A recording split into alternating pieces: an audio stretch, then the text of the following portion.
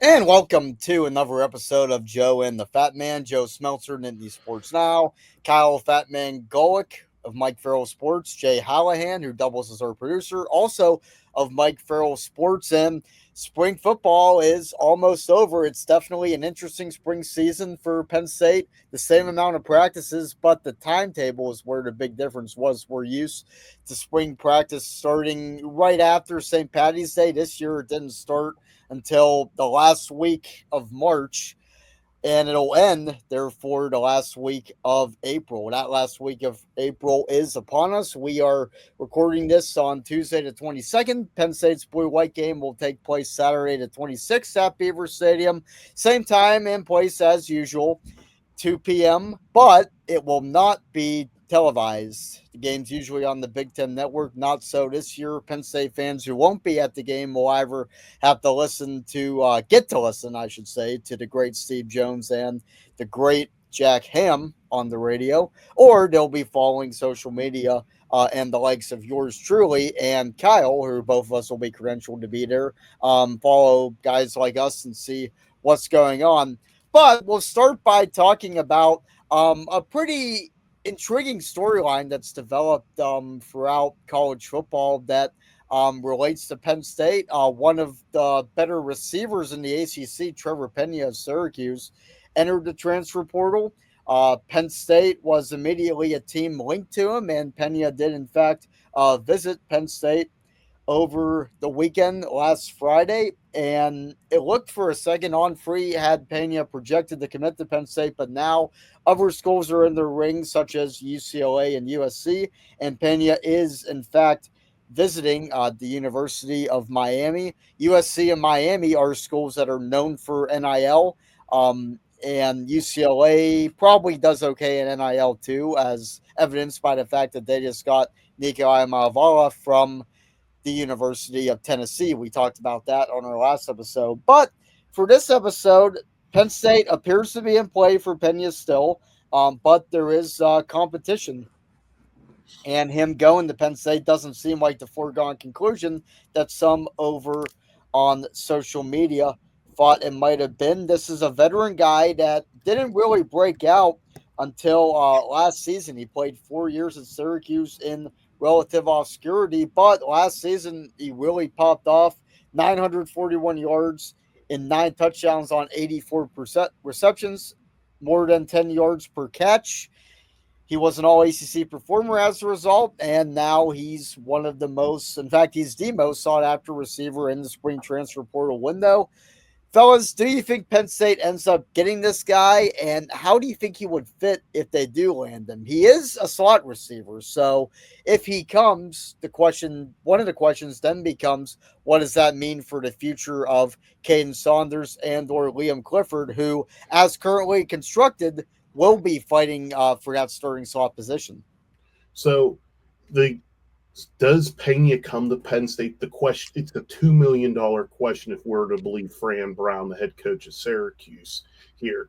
Um, Apparently, Fran Brown balked at the notion of a $2 million name, image, and likeness deal. That, there's a lot of great commentary coming out of Syracuse from the media out there discussing, is Pena worth that? Is he worth it? Number one, but even more importantly, in that same vein is, how, when you look at a program like Syracuse has a very proud history. And they've produced some all-time great receivers like Marvin Harrison Sr.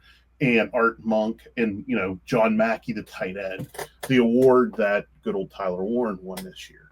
So they obviously have a history there of doing things. So you have a guy like Pena who, looked to be a focal point on the offense, something that Kyle McCord made great use of last year, and they weren't able to keep him. So from a Penn State perspective, you figure, and right now we don't know what the Penn State's payroll looks like. I mean, can we call it a payroll? Do we want to call it the cap? What do we want to call it? I So, think the payroll's fair. Payroll, yeah. so let's think about it. Drew, Nick, Katron, You figure there's some offensive linemen. Zane. Zane Durant for sure. Mm-hmm. So deny Dennis Sutton for sure. You know, Tony Rojas. I don't think Tony's in that. No. Oh, you mean like in the upper echelon? I'm talking about the million-plus guys. I'm not saying Rojas isn't, but worthy of getting that point. But I don't think he's there. Yeah. AJ Harris is probably doing okay considering he left Georgia. Zachy Wheatley's another name that's probably made a good name for himself. So you start looking at it. You know, if Pena, if we're to believe Fran Brown's thing, and it's $2 million. Does Penn State have all these $2 million things to go around to keep everybody happy? And that doesn't include, you know, this is a roster that right now still has almost north of 120 players on it. So they have to get to under 105, I believe. So it's, before I pass it on to Jay here, you know, the Penn State already dipped in the portal in the first portal session, got Devontae Ross and Kyron Hudson. You know, the question now becomes, can they get richer through the portal with this pick, with this portal transfer? I don't think they got it to get Pena. I think the only way Pena comes is if he truly wants to win a championship. He's not going to get $2 million. I can tell you that right now. It's just the economics isn't there. If we're to believe that there's like a $20 million cap on this, it's just even from those names before, even if each of those guys are at $1 million, you still got how many other players that you're going to compensate as well. So I have a hard time believing it just based off of economics. If this was old school transfer portal, we weren't talking name, image, and likeness, we weren't talking this, I could easily see him wanting to come to Penn State from Syracuse with a region, you know, the opportunity, la-di-da-di-da. We all know those talking points, but nowadays, since we're now talking about money, new frontiers, I just see him either going to like USC, Miami, or UCLA. Okay. So in terms of the fit, I like it because we don't really know what Caden Saunders and or Liam Clifford what their ceiling really is. I mean, we've got a decent idea as to what Liam's is. Their ceilings are. Yeah. I think we have Caden Saunders hasn't really gotten a fair shake yet because of injuries. Well, yeah. You know, Liam Clifford is fair, but I think Liam Clifford's he's like a Drake Stoops. He's a, you know, he's going to put in the effort. He's going to get the merit of time. But I think we know what the most he can be. Right, but it's like we've seen what they can do, and we know what Pena would be able to offer. If they could get him, obviously this would be, I think, a perfect match with Penn State. Of course, I'm sure a lot of people thought the same with Fleming, but that didn't exactly work. But Saunders is weird because there's all this potential there, or at least we think, going into the last like 2 seasons, and then he's just hurt. He can't play. And I think this as well puts a lot of pressure on like a Tyseer Denmark to find his role in this offense with the conversations that they're having with Pena. But even if they don't get him, it still puts a lot on Denmark's shoulders because it's like, hey man, we were willing to go out and try and get this guy and talk to this guy. Now we have to see what you can do.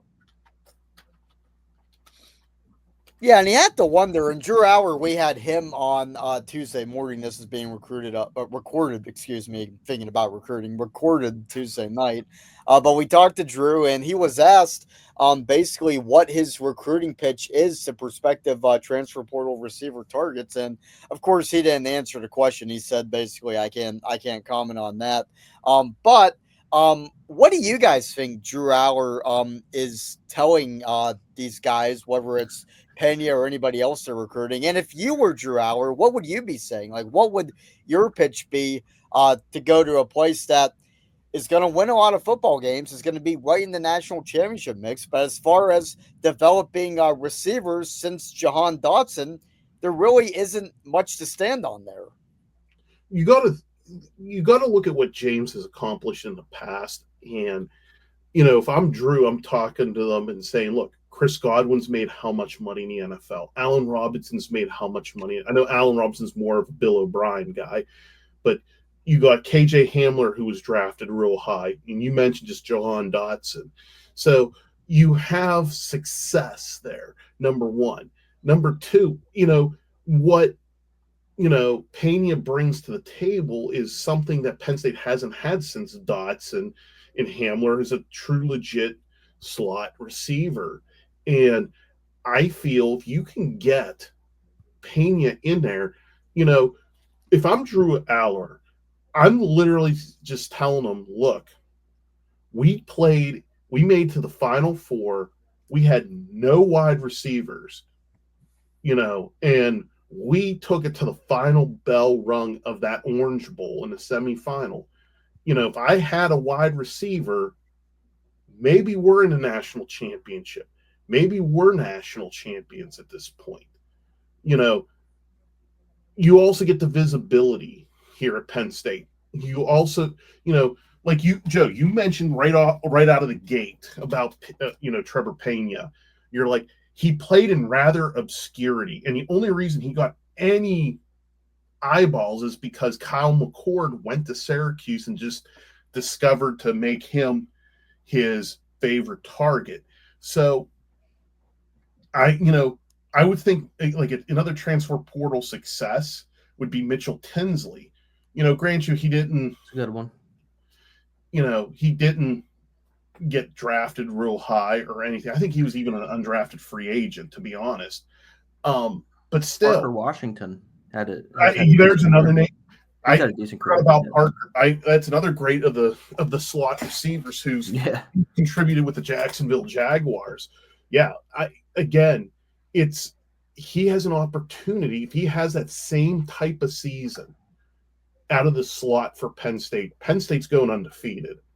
I just call it like we see it. And I don't think there's another school that he's looking at. I mean, if he wants to go to Los Angeles, that's the reason he's going to USC or UCLA. Yeah. If he wants to go to Miami, it's just to go to Miami. Yeah. He will get paid. There's no doubt about it. But if he's looking for bigger and a chance for a greater return on investment, that's going to happen at Penn State. And look, all those guys will vouch for the culture and the brotherhood there. I don't think there's the same culture and brotherhood at UCLA, USC, or Miami. I think Mario's getting there, but it's still a long ways away. Yeah, I mean, I agree with everything you said, Kyle. Like, if he wants to go to Miami, I mean, are you choosing Carson Beck or Drew Aller? Like, where are we going here with this? And if I'm Drew, the one Cavender twin dumped them. So I mean, what are you getting with Carson Beck? Ooh, too soon. Exactly. Drew's still with his high school sweetheart. So congrats to Hannah Cavender, I think. Haley, who met? Was it to the golfer? No, it was to Ferguson, the tight end. Oh yeah, Barry Alvarez's grandson. I forgot. So you see my point. He should choose Penn State. Yeah, I mean, it just, at the end of the day, if you're Drew Aller, you should just hold up a big sign that shows the statistics of the receivers in the college football playoffs and say, this is what you could have done if you were here. You could have helped me. I mean, I don't know. We sit here and talk about all these receivers in Penn in the James Franklin era, or even, because I guess Allen Robinson was technically O'Brien. Yeah, he was O'Brien. Yeah. So, I mean, none of these guys even that we've had over the last 2 seasons, maybe Trey Wallace would be like a third or fourth on like that 2016, 2017. He would not on the bench. Yeah. Blacknall was the number 3 receiver. Saeed Blacknall would have been the number 1 receiver definitely last year and the year before that, and maybe even in 2022. And he was the number 3 receiver on that team. Exactly. So. Well, I'm saying if you put Trey from this team on those teams, I don't even know if he's the number 3. No, he wouldn't start. He would not start. No. Isn't that crazy to think about? Yep. It's kind of sad Yeah. in and of itself. I really wonder like how these negotiations go because it's like a game of chicken where Penn State could go, okay, you come here, you could be the missing piece in us winning a national title, which that's no cliche. That is something that Penn State Yeah. can say with 100% sincerity to any receiver can recruit. But then the receiver can go back and say, well, you need me. You're going to pay me this. You Exactly. need me. You can't, Penn State can't just go, all right, we don't need you that badly. It's like, and the guy could go, oh, I think you do need me that badly. I watched you Orange Bowl last year. None of Yeah. your receivers got a pass. So I think both sides definitely have selling points. Penn State could sell their program. Other guys can say like you need a receiver. I'm the best one in the portal. This is what I want. You could either pay me or fall short of a national title again. Your choice. And Penn State could say, well, you could either go here or go somewhere where you're not going to win as much. But then the receiver could go, all right, well, I'm going to get the stats and then I'm going to get paid in the NFL. Does winning really mean that much to me? That's So true. I'm just, I'd love to be a fly in the wall. I'll certainly say that. Yeah. Well, I mean, we were talking about the.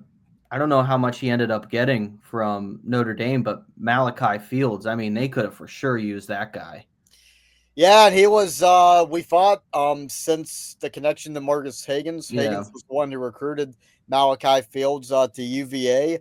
We don't know if it was an NIL issue or not, but nonetheless, yeah, Malachi Fields is at Notre Yeah. Dame, and that's a dude that would have been great to have for Penn State. If they ended up getting him, we're probably not talking about Trevor Pena right now. No.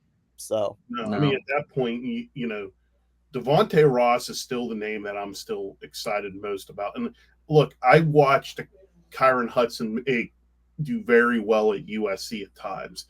Again, he's the one that has that. Will it be a Mitchell Tinsley situation or will it be a Julian Fleming situation with Hudson? In my opinion, I can't at this point. It's so premature, but really, I think where it goes from is Devontae Ross has to become the number one. And my thinking with Trevor Pena here is again, I just don't see the economics. If he's truly looking for a $2 million total compensation, if that's truly it, because at the end of the day, there has to be a kernel of truth to what Fran Brown said.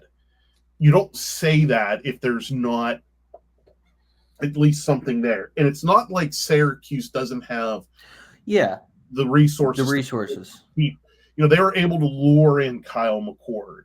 They what is, you know, what is Pena looking for? Is it a final payday? You know, that's the other thing is you never know. Some of these kids may be thinking like, hey, I may not make it to the NFL, and this is really it for me. And they're selling themselves short. So, but then it become more expensive at this level. I just think Joe and Jay at this point with Penn State, I don't see the economics with this. If this is old school college football, I would say Penn State would be a lock for this guy. We're probably not even past that. We're not even talking about this if it's old school, like, you know, back in the 2000s, because he would just stay at Syracuse. I mean, try and build the program up there. They'd hook him on that. Yeah. yeah. Well, when we come back, spring football games could become a thing of the past. They already are a thing of the past at some schools. Penn State's blue-white game is Saturday, but is the blue-white game necessary, and is it something that you would miss if it goes away? Segment 2 of Joe and the Fat Man coming up. Welcome back to Joe and the Fat Man. We are starting segment 2. Joe Smeltzer, Nindy Sports Now, Kyle Golik and Jay Holahan of Mike Farrell Sports. And fellas, it is blue-white week. Penn State's annual spring game is scheduled for April 26th, this Saturday at 2 p.m. at Beaver Stadium. We're recording this Tuesday night. But are spring games about to become obsolete in college football? They already are in some places. As of March 10th, 19 Power 4 programs had canceled their spring football games for 2025, and I don't think those programs are going to be motivated to play those games in 2026, 27, etc. Do you see this as something that's on the way out with college football becoming increasingly like pro football in so many aspects? Is one of them going to be OTAs as opposed to spring football going forward? And if it happens, do you feel that Penn State would be missing a lot by not having a blue white game?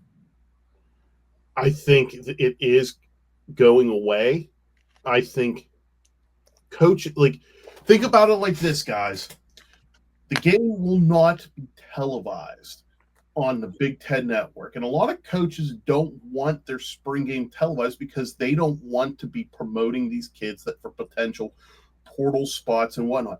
Keep in mind what a spring game is. It's, you know, Joe, you're a big baseball guy. Sometimes whenever you have a spring training game, you're going to tell starting pitcher, look, today during this side of the inning, I just want you to be throwing curveballs or sliders. I don't want you throwing fastballs. I don't want you throwing changeup. You're going to throw those two pitches. If you get clobbered, you get clobbered. But we're just trying to get that honed in. It's the same concept. So a lot of these coaches watch those spring games intently because you're going to pick up on things that you wouldn't normally get a chance to pick up on. So when you eliminate the TV portion of it, you start to wonder, well, I don't even think Penn State even charges like an admission to it. It's just They do not. I don't think so. Yeah. So at the end of the day, is the juice worth the squeeze on that front? And when you start to get in a situation where these are collectively bargained athletes that are probably against CBAs are going to be coming. Like this is going to be a reality. There's going to be a further professionalization. You know, this you can argue like Joe with the Steelers. You go to Latrobe, they have their Friday night under the lights. They're at Latrobe High School. Jay, you're an Eagles fan. The Eagles may have a similar tradition. Yeah. I could see seeing a spring game going away, but there could be a practice under the lights where it's like a glorified this, where again, it's not televised. The Steelers practice isn't televised. And you just get to watch, quarterbacks do some 7-on-7 drills, some basic stuff, and that's it. And then Joe, your second question, how would this impact Penn State? In some ways, it's going to impact Penn State, just because you look at what football means to the region. So outside of the arts festival, what drives the most revenue for the community? It's anytime there's a Penn State football weekend. Mm-hmm. So if you're dropping even one of those, that's an impact. So it's the question of what is going to replace that. And like I said, you could have a practice under the lights. I don't think it has the same feel.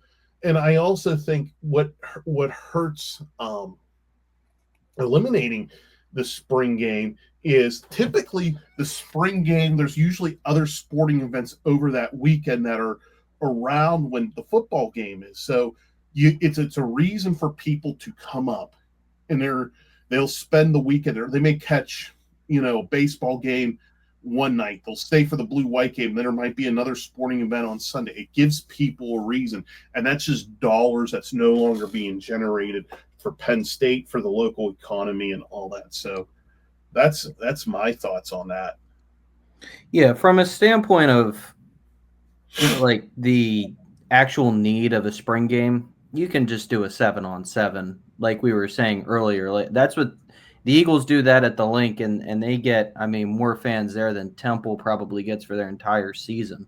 So I think Penn State could probably go that route, and all colleges probably will. Now, if they do that, it would probably be in the summertime. You'd still get a lot of – I'm sure you'd get a decent amount of people. Like, I don't know if you'd get as many as you would for the blue-white game. And I'm not even sure exactly how many people pack Beaver Stadium for the blue-white game. I don't think between 65 and 70 probably. Wow. Which is pretty good. Yeah, that's actually really good. I don't know if they would even – I'm not sure they'd even get that for the summer, because when you think about the students too, Like it's a reason for the students to go out and do something and go to the blue-white game. And over the summer, they're probably not all going to be there unless those that live close by, maybe they lived over the summer, decided to stay. So I think for that reason, I mean, it definitely stinks to see it go away in college football. That was the first time I ever went up to State College was for the '08 blue-white game, which was pretty cool. But that was first time at State College, first time in a frat house because my cousin was a president at one, and I was 7. But yeah, it's definitely you're gonna miss it, and I know a lot of people in the SEC listening to the Paul Feinbaum show. They're not thrilled, but that's my 2 cents on the matter. Yeah, do you think there's ever a point where college football summer/fall training camps become like the NFLs are, where it wouldn't be as long, but like where there's open practices, Absolutely. all day I, things like is there? Absolutely. I mean, I think that to that point, though, the media would actually be able to go in and do a lot more then because you probably would be able to get credentialed potentially every day for a practice. Like for the Eagles, there's some knucklehead from one of the sports radio stations who literally sits there and tracks Jalen Hurts' passing statistics. He does statistics on his. It's the dumbest thing, but I think every um, team has that. I know the Steelers. do the Steelers have someone like Yeah. that too? Yeah. oh, they all do. So it's just something that I think is going to become a staple, especially if kids are getting paid as much as Russell Wilson is, like Nico, as we came to find out last week. Yes, we did. So, but I mean, if they do away with it, also, as Kyle said, that's a huge, maybe not huge, but Penn State becomes the third biggest city in the state of Pennsylvania on game days. That's a big fiscal day. I'm sure they drop in the spring. It would put pressure on Pat Kraft and the university to get more concerts in Yeah. the stadium because last year they had Luke Combs, which that's a big star, and that concert was a smash hit. I don't think they have anything scheduled for this year, but they had Luke Combs. I think it was a week or two after Blue White last year. It went very well. So if Blue White is done away with, that probably I don't know if that opens the door for more concerts, but it might put pressure on Penn State to say, "Hey, we gotta make good on what we've been saying for the past few years, which is that they want Beaver Stadium to be used for more than just the 7 traditional football dates." Yeah. And I mean, they should do that, to be honest with you. Over the summer, it'd be a great idea for the university. It would get people to go up to State College as well. So, Yep. Right. Well, that's gonna do it for segment 2 of Joe and the Fat Man. When we come back, it's the Box of Mystery, hosted by the Fat Man himself. Welcome to the third and final segment of Joe and the Fat Man. This is our Box of Mystery segment led by the Fat Man. Fat Man, take it away. All right. In a not too distant future, way back in Deep 13, there is my box of mystery here. So it's a two-parter again this week. And so over the weekend is everyone's favorite wrestling event. It's WrestleMania. I know Joe was watching. I was watching. Jay, did you watch WrestleMania at all? no, I'm not. I'm the Mike Francesa of WrestleMania. Oh, so you're going to provide probably some interesting comments for my two-parter here. So Okay. here's my two-parter, guys. Number one is create your own Penn State WrestleMania. Who would headline a Penn State WrestleMania? And then number two, what is your favorite WrestleMania of all time? Like whole card in a match. So Jay, you probably won't have much to offer for the second part of it, but Joe and I probably will have a very interesting take on that. I have one. I do have one, but Joe, go ahead. I'm sure you're. I thought of I thought of a great matchup: Matt Millen versus Micah Parsons. That's a good Ooh. one. Both guys had wrestling backgrounds. Matt Millen was actually telling me personally and advising, not just telling, advising me to whenever I have kids to teach them how to wrestle. He was using, um, and yeah, Matt Millen is obviously maybe the biggest badass in the history of Penn State football. He signed his letter of intent in blood. This was at Colorado, not Penn State. He had countless quarrels with Joe Paterno. He was photographed on a motorcycle, I think, for Sports Illustrated. I could be wrong on that. But then he ended up going to the Raiders, where he punched out the a guy he didn't know was the Patriots GM, but turned out to be the Patriots GM. So that's an obviously obvious choice. Matt Millen, total badass, and then Micah Parsons had a background in wrestling, still loves amateur wrestling. Comes to the BJC duel usually whenever Penn State's wrestling, especially if they're wrestling Iowa, and he did wrestle before, and he apparently sparred with Bo Nickel when the two were at Penn State. So, yeah, I feel that if Micah Parsons had stuck with wrestling, he could have been excellent. Maybe not as good as he is in football, but definitely would have held his own there. And of course, we all know what he could do on the football field. So, two past and present generations there. The weight classes are going to be a little different. We have to figure that out. But I think they would both be heavyweights, so that doesn't really matter too much. But yeah, that'd be my WrestleMania main event. I'm gonna go with the sumo wrestling, and I'm gonna say Paul Spice Adams versus Devon Still. Ooh. I'm gonna see. I'm gonna see who wins that one. Probably Still because I don't know. Does height doesn't really matter in wrestling, does it? Do you think? I mean the results are scripted, so Well, like, are we but saying if it's an actual like wrestling match? Do you think height yeah, would? no, height doesn't really. I mean, Yeah, as long as the weights are similar. I would say. I don't know. I think Still might win that one. I think he's just a little more meaner than Spice Adams. Yeah, my prediction is I would take Millen over Parsons. I just think um No, yeah, Millen would be. Yeah, just that intimidation factor. that was a good Oh, one. that is a very good Yeah, one.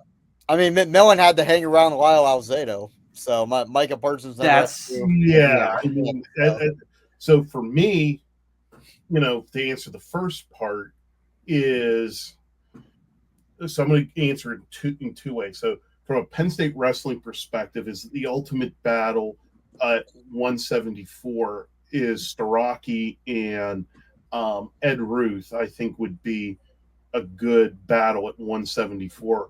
Who knows how that would go? But then my match, um, in this one, I think would be a rout, but I would want to see Kerry McCoy go against Anthony Zettel. Hmm. yeah, it would be a route, Yeah. but I think Anthony Zettel, because he used to like spear trees and all that stuff, I would want to see what he could do against Kerry McCoy. I just think that would be hilarious. For me, the best WrestleMania ever, Joe, is oh, WrestleMania. I forgot to give my take on that. But you give yours first. I will give you mine first. I think the best WrestleMania top to bottom it was WrestleMania 17. I don't think it's even Wow, remotely close. that's a bold take there. Um, and then to me, the best WrestleMania match of all time. Um, the one that will always capture my imagination. I know they were big with the Stone Cold Bret Hart match, and I get that and why that stands. But I really, really, I always go back to the Iron Man match between Shawn Michaels and Bret Hart at WrestleMania 12. Hmm. Yeah, I actually do. I don't care for that match. It's like the most polarizing match in history because I don't really like Iron Man matches in general, and I think if there are Iron Man matches, they should be 30 minutes and not 60. I just think it takes too much away from the rest of the show. And there was no offense, like nobody scored. And I'm not saying your opinion's wrong. It's like more of a preference thing, but I just feel that it was more like Sean and Brett knowing that they were better than everybody else and just kind of wanting to go an hour to prove that they could rather than, doing what would have been best for business, which I think would have just been having a standard match. And what I enjoy about that match is how technical it was for 60 minutes. I wish they would have kept it a draw at 60. It cheapened it a little bit for me, but even though I'm a big Bret Hart fan and I still hate Shawn Michaels to this day, it's a match. I think there's a nostalgia because I remember, our family, we rented WrestleMania 12 from the Hollywood Video Store probably till it died. That just goes to show, like, I knew that card like no other, like the backyard brawl between Goldust and Piper. Yeah, with the OJ Bronco reference. Yeah. Yeah. Diesel and The Undertaker.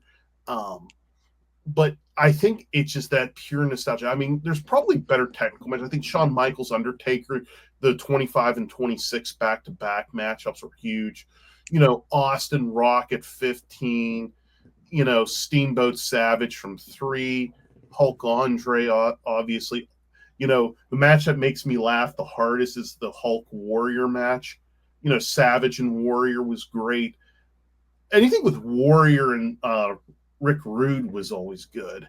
But for me, I always go back to that Iron Man match. Yeah, I'll start with match and then my favorite show. My favorite match is Brett and Austin at WrestleMania 13. Uh, I just love how it like single handedly propped up the entire show. And 13 is still thought of as one of the weaker WrestleManias. But if that match did not exist, or if it didn't deliver close to how it delivered, that's probably like a bottom 3 WrestleMania. There was nothing else there. So I love that, and I love a good double turn because we just never see it. And what that was able to do, for Bret Hart's character, because obviously him being a heel was kind of what was able to launch what he was able to do with Team Canada, and then the whole in and outside the ring drama with Shawn Michaels in his last few months. That ended up being tremendous stuff, and then Austin ended up being a pretty good babyface. So great technical work. Steve Austin doesn't get enough credit, I don't think, for how good he was in the ring. Obviously, he's known for his charisma, his mic skills, the pops that he got, but he was a great wrestler too. And that's why people dump on the ringmaster gimmick, and rightfully so. But he got that name because of his technical wrestling ability. And then you pair him with Bret Hart, maybe the best technical wrestler of all time. And you add that no DQ element to it. You're using ring bells. I think Brett choked Austin with a wire at one point, and then I think the greatest image in WrestleMania history is Stone Cold in the sharpshooter, just yelling in pain, like maybe the biggest badass in wrestling history. Being in that much pain, that just really put over the sharpshooter. Yeah, just a great image, and then. The best Mania, I agree with you, Kyle. That's 17. But my favorite is WrestleMania 40 because I was there. It's the only one I went to, and who knows when I'll go to another one with what they're doing with ticket prices these days. It's just absolutely criminal. But me and a few buddies were lucky enough to go to WrestleMania 40, and if it weren't a great Mania, I would not say that was my favorite Mania just because I was there. I think that would be a cop out, but because WrestleMania 40 was, I think, a top 5 WrestleMania of all time, and the fact that I was there, that makes it a no-brainer pick for me. And then, obviously, everybody remembers how the main event ended. I still wish Austin would have came out and not Undertaker, but Undertaker ended up being pretty good too, being there for that. And then It was more than a one match show, man. The rest of the card was great. The opening matches on both nights killed Saturday with Rhea Ripley and Becky Lynch having just an absolute banger. It wasn't a classic, it was a very good opener, though. And then McIntyre wrestling Seth Rollins in the next night's opener, winning the belt. Then he gets into it with CM Punk, who was on commentary, and Damian Priest comes, and we get a cash in to open the show. And there's a lot of good stuff in the middle too. AJ Styles against LA Knight was very good. The triple threat, which Logan Paul won, was good. The ladder tag team ladder match was great. The only real bad match across either night was the Uso versus Uso, and that was partially our fault because we were looking at the advertising and chanting for dude wipes while the match was going on. But also, when you have two guys that wrestle so similar and throw a lot of super kicks, you're going to get a bunch of super kicks. And there is such a thing as overdoing it on super kicks, which we found out later. But the fact that WrestleMania 40, if I wasn't there, I would probably put it in my top 5. But the fact that I was there easily makes it my favorite WrestleMania. So I have a hard time going against like 17 because you got Austin Rock, you had Undertaker Triple H, you had a TLC match, Shane O'Mac against Mr. McMahon, and Shane could wrestle the ring. It's there's no doubt. Okay. You know, here's a match. You know, a lot of people talk. Joe, Bret Hart and Mr. Perfect as from SummerSlam. I think it was 91 as that great technical high point of those two great technicians. But 17 has another one of those with Kurt Angle and Chris Benoit. I know WWE wants to erase Chris Benoit from everything, but he was a great technical wrestler. And then I enjoyed, a lot of the gimmick battle royal, Break the Censor and the AP against the APA and Taz. It to me was a fantastic Mania in my opinion. I think it's hard to compare the Manias of yesteryear like that to what it's now a two night spectacle because it's like there's so much, material.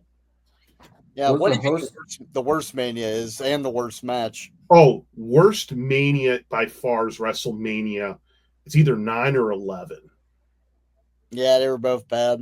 WrestleMania 7, if it much like what you said about 13 with 7, if it wasn't for how great the retirement match between Warrior and Savage, WrestleMania 7's completely forgettable. I mean, if you remember, during WrestleMania 6, they were hyping that WrestleMania 7 was going to be in the Coliseum. They're going to break 100,000 people, and they were going to rock it with Sergeant Slaughter and Hulk Hogan, and they had to move into like a Los Angeles YMCA essentially for that Mania. That one was awful. I'm not a fan. I've never been a fan of 9. I know they were trying to make it more than what it was in the Peacock documentary, but yeah, it is what it is. But 11 is just horrible. Like, it was on network television. I'm pretty sure 11 was on Fox. I can't remember what it was on, but when you got Bam Bam Bigelow and Lawrence Taylor as your main event, dude, your WrestleMania is awful. Like there's nothing to write home about. Like, here, I'm pulling up the card right now because there was only 7 matches. Okay. So you had the allied powers of Lex Luger and the British Bulldog defeat the Blue Brothers, which, forget them. I mean, it was a ripoff of the Blues Brothers. Razor Ramon defeated Jeff Jarrett by DQ in an intercontinental title match. Undertaker defeated King Kong Bundy. Ooh. Owen Hart and Yokozuna defeated the Smoking Guns.